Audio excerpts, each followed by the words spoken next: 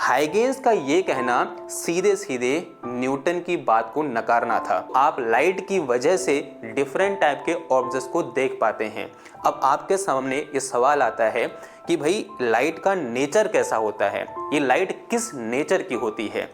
इस बारे में जिस साइंटिस्ट ने सबसे पहली बार कमेंट किया उनका नाम था न्यूटन। न्यूटन ने ये बोला कि जो लाइट होती है वो पार्टिकल नेचर की होती है और उन पार्टिकल को न्यूटन ने एक खास नाम दिया और वो नाम था क्या, कॉर्पकुलस। और उसी टाइम पर जब न्यूटन एक्टिव थे तो उसी टाइम पर एक और साइंटिस्ट एक्टिव थे, उनका नाम था क्या, हाइगेंस। हाइगेंस ने ये बोला कि नहीं, लाइट पार्टिकल नेचर की नहीं होती है, लाइट वेव नेचर की होती है। अगेन सेम चीज, सेम वही हो रहा है, ये मेरे पास सेम लाइट है, सेम फ्लैश है। और अगर हाइगेंस की बात मानूं, हाइगेंस ने ये बोला जब लाइट इस फ्लैश से निकलकर मेरे मुंह तक पहुंच रही है तब वो वेव के फॉर्म में पहुंच रही है, पार्टिकल के फॉर्म में नहीं पहुंच रही है।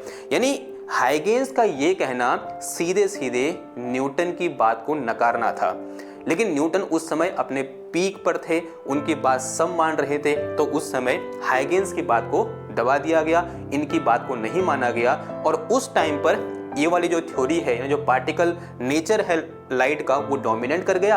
और कब तक किया, लगभग उसके बाद 200 साल तक particle nature of light dominate में रहा, क्योंकि न्यूटन ने कहा था। लेकिन लगभग 200 साल बाद एक बड़ा ही फेमस एक्सपेरिमेंट हुआ। एक्सपेरिमेंट का नाम था यंग डबल स्लिट एक्सपेरिमेंट। इस एक्सपेरिमेंट ने सबसे पहले यह प्रूव कर दिया कि लाइट पार्टिकल नेचर की नहीं होती है, लाइट वेव नेचर की होती है।